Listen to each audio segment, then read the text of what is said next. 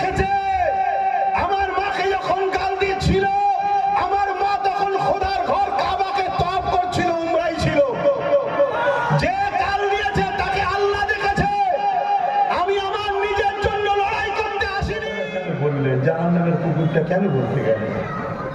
Recent দেখছি আবার অনেকে কমেন্টে লিখছে, না আব্বাস সিদ্দিকী এখন দেখছি ঠিকই বলেছে। কবে থেকে জানেন? এই রিসেন্ট দেখলাম কোন একজনকে পাশে রেখে বলছে এটা আল্লাহ। দেখেছেন না? দেখেন, 1 থেকে 2 লক্ষ পুলিশ আছে, এর বেশি নয়। যদি মনে করি কারো প্রতিশোধ নিজের জন্য নেব, যদি মনে করি মা বাবার জন্য কারো প্রতিশোধ নেব, টোটাল পশ্চিম বাংলা থেকে 1 কোটি লোককে জড়ো করার ক্ষমতা আব্বাস সিদ্দিকীর আছে। 1 কোটি লোককে রুখার এই বাংলায় কারো ক্ষমতা নেই। আমার ভাইয়ের জন্য চিৎকার করছি, ওর হারাবার কিছু নেই। আমার পাশে গদি ফেলে দিলেই ও চলে যাবে। ওর জন্য আব্বাস সিদ্দিকী যথেষ্ট, ইনশাআল্লাহ বড় ভাই হিসাবে। সেদিন ওই নবী বংশের আওলাদটা কোথায় যাচ্ছে প্রচার করতে, আমার ভাইটা, ওকে দেখে একজন ছেলে একটা স্লোগান দিচ্ছে। দেখেছেন না? দেখেন কত ঠান্ডা মাথা করে যাচ্ছে, দেখেও ভালো লাগলো। এটাই হচ্ছে বুদ্ধিমানের কাজ। কথা বুঝে আসছে? কিন্তু আজকে যদি আমি ছেলেদেরকে বলে দিই যে গলিতে গলিতে ঢুকলেই বলবি জাহান্নামের, আমি বলবো নমরুদকে খোঁড়া মশা দিয়ে আল্লাহ মেরেছে, বেশি দেখার শখ করিস নি। এটা আমার বাপ, আমার ভাই, আমার মা, আমার বোনেদের বুঝাবার দরকার আছে না? না, আমি আমার আপনজনকে বুঝাবো না? আপনি আপনার বাচ্চাকে বুঝান না পুকুরে যাসনি ডুবে যাবি? আপনি আপনার বাচ্চাকে বুঝান না পুকুরের মাথায় হাত বুলাসনি কামড়া দেবে, বুঝান দেবে না? আপনি বুঝান না বাবা আইসক্রিম খেও না, গরমে ঘাম গায়ে ঠান্ডা লেগে যাবে, বুঝান না? বুঝান না? তাহলে আমি আমার ভালোবাসার বাপ, আমার ভালোবাসার মা, আমার ভালোবাসার বোন, আমার ভালোবাসার ভাইকে আমি বুঝাবো না? আর এই বুঝানোতে কেউ যদি হাত কুটিয়ে বলে যে তোমায় দেখে নেবো, আমি বলবো নমরুদকে খোঁড়া মশা দিয়ে আল্লাহ মেরেছে, বেশি দেখার শখ করিস নি। ভাই তোমার বাপকে গাল দিয়েছিস, আমার মাকে গাল দিয়েছিস, তোমার এলাকার কোন একজন ছেলে আমার মা তুলে গাল দিয়েছিল, মনে আছে না? নাই? আমি কিন্তু তার প্রতিবাদ করতে আসিনি, আমি আমার মায়ের হয়ে লড়তে আসিনি। আমার মাকে গাল দিয়েছে, আমার মায়ের আল্লাহ দেখেছে। আমার মাকে যখন গাল দিয়েছিল, আমার মা তখন খোদার ঘর কাবাকে তওয়াফ করছিল, উমরায় ছিল। যে গাল দিয়েছে তাকে আল্লাহ দেখেছে। আমি আমার নিজের জন্য লড়াই করতে আসিনি। কেন? আমার রাসূল শিখিয়েছে মান আহাব্বা লিল্লাহ ওয়া আবগাদা লিল্লাহ ওয়া আতা লিল্লাহ ওয়া মানা লিল্লাহ ফাকাদ ইসতাকমালাল ঈমান। পশ্চিম বাংলায় 1 থেকে 2 লক্ষ পুলিশ আছে, এর বেশি নয়।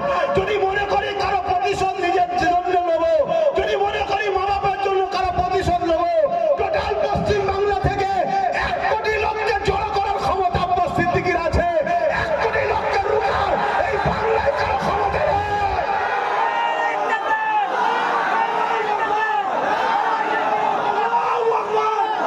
নিজের জাতের জন্য লড়াই, নিজের জন্য লড়াই করছি না। আমি লড়াই করছি তোমাকে আল্লাহর দ্বীনের জন্য বলছি, আমার কোরআনের জন্য বলছি, যাতে করে তোমার আখিরাত ভালো হয়। তুমি আমার ভাই হও, আরে আমার ভাই হও, দুনিয়ায় এক জায়গায় হয়েছি, পরকালে যাতে জান্নাত যেতে পারি, এজন্য তোমায় বুঝাচ্ছি। তুমি মনে করোনি আমি আমার ভাইয়ের জন্য চিৎকার করছি, ওর হারাবার কিছু নেই। আমার পাশে গদি ফেলে দিলেই ও চলে যাবে। ওর জন্য আব্বাস সিদ্দিকী যথেষ্ট, ইনশাআল্লাহ বড় ভাই হিসাবে। এই লড়াইটা বুঝতে হবে। একদিকে কোরআনের দুশমন আছে, আর একদিকে কোরআনের দুশমনের বিরুদ্ধে কেস করেছে সেই ব্যক্তি আছে। তুমি কোরআনের দুশমনের পক্ষে যাবে না, কোরআনের পক্ষে যে সেটার সাথে যাবে। জোরে বলো। ওই যে নদিয়ায় যে জালিমটার কথা বলছি, ওর বিরুদ্ধে কেস করেছিল, কিন্তু আমার ভাই নওশাদ কেস করেছে। কথা মাথায় ঢুকছে না? ঢোকে না? এইটাই তো আমি বুঝাতে চাইছি যে তুমি ব্যবসা করো, কিন্তু ব্যবসা করতে গিয়ে জাহান্নামে যাওনি, ওই ব্যবসার দরকার নেই। কাউকে ঠকাবে, চিটিংবাজি করবে, 2 নম্বর মালকে 1 নম্বর বলে চালাবে, হারাম দ্রব্য ব্যবসা করবে, তাহলে জাহান্নাম যেতে হবে না? ওই ব্যবসা করো না, এটাই বুঝতে চাইছি। তুমি সংসার করো, সংসার করতে গিয়ে যদি জাহান্নামে যেতে হয় ওই সংসার করো না। সংসার করার নামে নিজের স্ত্রীকে মারবে, পিটবে, জুলুম করবে, তার নামে মিথ্যাচার ছড়াবে, কথা বুঝে আসছে? তাহলে কি তুমি জাহান্নামে যাবে না? তাহলে ওর থেকে না করা হবে। এই কথা বুঝছেন না? বোঝেন? তাহলে সংসার করবে কিভাবে?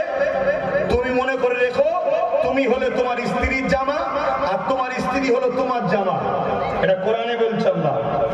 স্ত্রী হলো তোমার জামা, আর তুমি হলো স্ত্রীর জামা।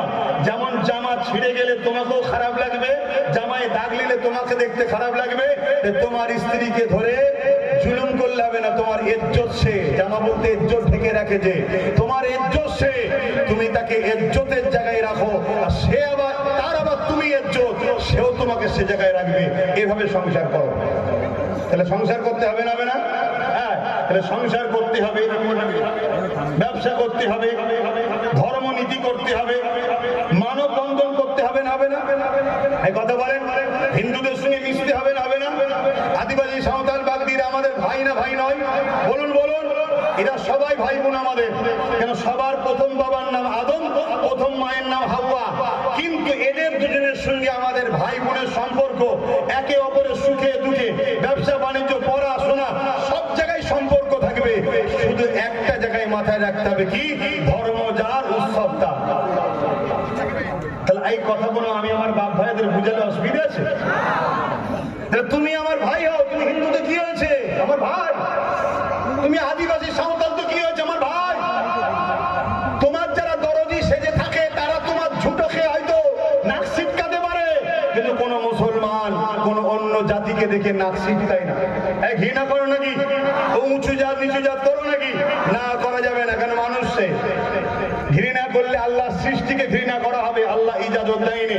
তাহলে সবটাই করো, কিন্তু রাসূলুল্লাহ দেখানো স্টাইলে।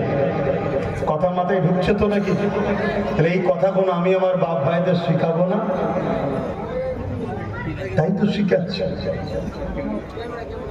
হায় রে বাপেরা, মায়েরা, বোনেরা, এ না জওয়ান তরুণেরা, এই দুনিয়া চিরস্থায়ী নয়, আজ আছেন কাল নাই। কবরকে মনে রাখো, সাবধান হও, প্রতিদিন কবর বলতে লেগেছে। এ দুনিয়ার মানুষেরা, আমার উপরে বড় দাম্ভিকতার সঙ্গে ঘুরে বেড়াচ্ছ, আমার কাছে তোমাকে আসতে হবে। আমি কবর একা থাকার জায়গা, আমি কবর অন্ধকারের জায়গা, আমি কবর পোকামাকড়ের জায়গা। এইভাবে কবর দৈনিক আমাদেরকে ঘোষণা করছে।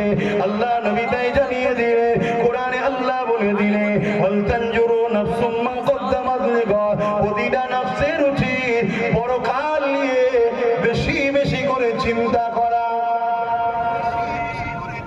আমি তোমাদেরকে কোনো জিনিসে রুখছি না, রক্ষা করো, কিন্তু আখিরাতকে হারিয়ে না। এই পরামর্শটা একটা ভাই হিসেবে ভাইকে দিয়াটা কি ভুল করছি? এই পরামর্শটা একটা সন্তান হিসেবে মা বাপকে দিয়া কি ভুল করছি? করো দুনিয়াদারি, কিন্তু আখিরাতকে হারিয়ে দাও, এটা মাথায় রাখো।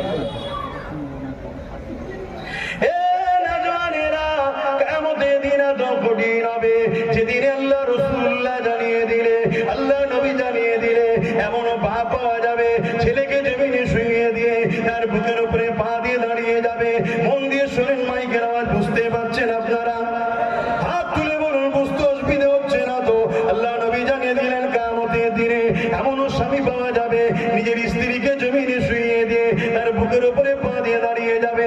কিয়ামতের দিনে এমনও মেয়ে পাওয়া যাবে নিজের মাকে জমিনে শুইয়ে দিয়ে তার বুকের উপরে পা দিয়ে দাঁড়িয়ে যাবে। এ যুবক, ভয় করো আল্লাহকে, আল্লাহকে খুব বড় ভয় করো। আজ তোমার রক্তের গরম আছে, যা খুশি তাই করে বেড়াচ্ছ। আজ তোমার পাওয়ার আছে, যাকে তাকে খুশি মিথ্যা কেস দিয়ে দিচ্ছ। আজ তোমার টাকা রয়েছে, একে 1 কোটি দিয়ে কিনছো, ওকে 50 লাখ দিয়ে কিনছো, ওকে 10 লাখ দিয়ে কিনছো। মনে রেখে দিও, কবরে তোমাকে যেতে হবে।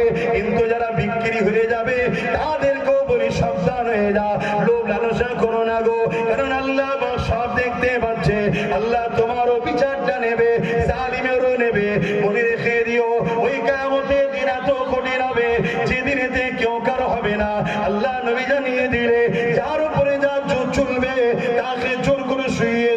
তার বুকের উপরে পা দিয়ে দাঁড়িয়ে যাবে।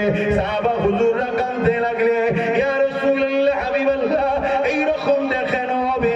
আল্লাহ নবী জানিয়ে দিলে ওই কিয়ামতের দিনেতে লোহা যেমন আগুনে দিলে লাল হয়ে যায়, জমিনটা পুড়ে পুড়ে লাল হয়ে যাবে। কেন জমিনটা পুড়ে লাল হয়ে যাবে? বর্তমান সূর্য কোটি কোটি মাইল দূরে রয়েছে। এই সূর্যের তাপেতে দিনের বেলা তোমার আমার ঘাম বাইর হয়ে যাচ্ছে, সহ্য করা যাচ্ছে না। সেদিন সূর্য মাথা রাখবেন না, ইখতিলাফাত উপরে আল্লাহ নামিয়ে দেবে। আমার আম্মা জানে না, আমার বোনেরা মন দিয়ে শোনো, সামান্য ভিক্ষা নিতে গিয়ে নিজের বাচ্চার তো ভবিষ্যৎ নষ্ট হয়ে গেছে, আর দিনের দুশ্মনীটা যেন না হয়ে যায়, তাই মনে রেখে দেবে। ওই দিন সূর্যের 12 গুণ তাপ বেরিয়ে দেবে, ওই তাপেতে জমিনটা পুড়ে পুড়ে লাল হয়ে যাবে। ওই জমিনে মানুষ দাঁড়াতে পারবে না। যার উপরে যার জোর চলবে তাকে জোর করে দিয়ে ওই জমিনের উপরে শুইয়ে দিয়ে তার বুকের উপরে মানুষ দাঁড়িয়ে যাবে। এই যুবকেরা, এই তরুণেরা, ওই দিনে তোমার আমার কি দশা হবে? হ্যাঁ, ওই দিনে তুমি যদি কোরআনের পক্ষে দাঁড়াও, রাসূলুল্লাহর পক্ষে দাঁড়াও, দ্বীনের পক্ষে দাঁড়াও, হালকা বয়সে ভুল হয়ে গেছে, আল্লাহ পাকের কাছে ক্ষমা চেয়েছো, মাফ করে দেবে। কিন্তু দ্বীনের দুশ্মনী করো না, কোরআনের দুশ্মনী করো না, রাসূলুল্লাহর দুশ্মনী করো না।